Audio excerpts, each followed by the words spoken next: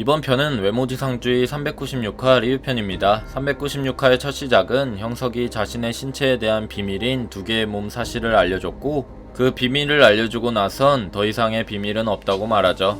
하지만 그 말은 박진영이 통화를 손으로 막았기에 유진이 듣지 못했고, 박진영은 흠칫 놀라며 노도라는 것이냐라고 생각하는 모습.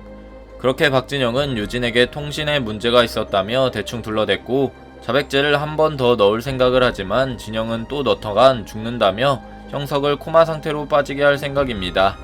어떤 목적인지는 모르겠으나 그를 아예 숨겨둘 목적이었죠. 그 시각 작은 형석의 몸으로 깨어난 형석은 다급하게 호계장에게 전화했고, 자신의 자초지정을 설명했지만 사람을 한 명 풀어주겠다며 형석을 안정시키는 모습. 하지만 형석은 전에 박진영이 했던 말을 회상하며 이제 더 이상 기다리지 않겠다며 자신의 일은 스스로 하고 내 몸은 내가 구하겠다라며 강해지려는 야망을 다짐하고 있는 형석. 또 다른 시각, 마초일과 지대공을 만난 진성은 자신이 발린 이유를 설명했고, 한심하게 보는 선배들은 물미역 마초일 시절까지 꺼내 예전 떡밥을 회수하려던 찰나 마초일은 정색을 하며 싸우지 말고 강해지려고 하지 말라고 하죠. 하지만 지대공은 그런 이진성을 보고 안쓰럽게 여겨서 강해지고 싶다면 대구를 가서 방법을 찾아보라는 말을 남기게 됩니다.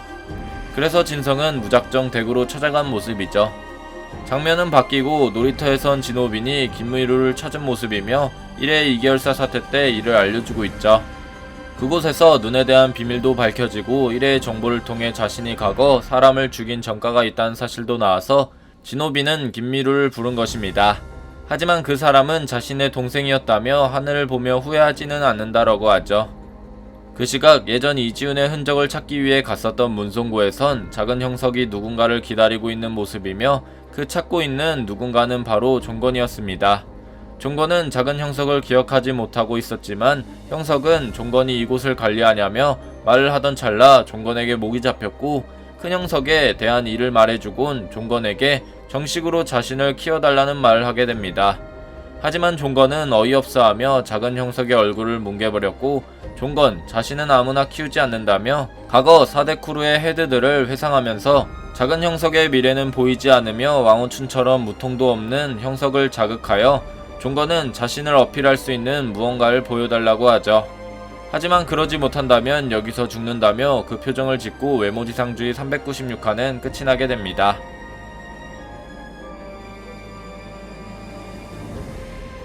이번 편의 떡밥은 박진영이 유진에게 형석에 대한 비밀을 숨긴 점과 마초일과 지대공이 말한 대구의 요소, 그리고 작은 형석과 종건의 떡밥들이 있었습니다. 먼저 박진영은 유진과 형석의 자백을 같이 듣는 줄 알았지만 형석이 두 개의 몸에 대한 진실을 말할 때 손으로 음소거를 해버리며 유진이 못 듣게 했죠. 그러면서 박진영이 했던 말은 너도라는 것이냐 라는 언급인데, 여기서 이 말을 통해 추리해볼 만한 생각은 박진영도 혹시 두 개의 몸인지, 아니면 박진영이 누군가의 두 개의 몸을 사용하는 것을 봐서 저런 언급을 했는지입니다. 해석하자면 박진영 본인이 두 개의 몸을 가지고 있어서 저런 반응을 보일 수도 있고, 혹은 박형석이 아닌 또 다른 누군가가 두 개의 몸을 사용하는 것을 보고 너도라는 것이냐 라고 판단하여 저런 반응을 보일 수도 있다는 것이죠. 저는 박진영이 두 개의 몸을 가질 수도 있다고 생각하지만 그의 또 다른 몸으로 추정되는 인물은 도통 의심되는 인물이 없기에 제 개인적인 생각은 후자인 박진영이 누군가의 두 개의 몸을 사용하는 것을 본 게 아닌가 싶은데요. 현재 밝혀진 바로 두 개의 몸을 사용하는 인물은 박형석과 크리스탈.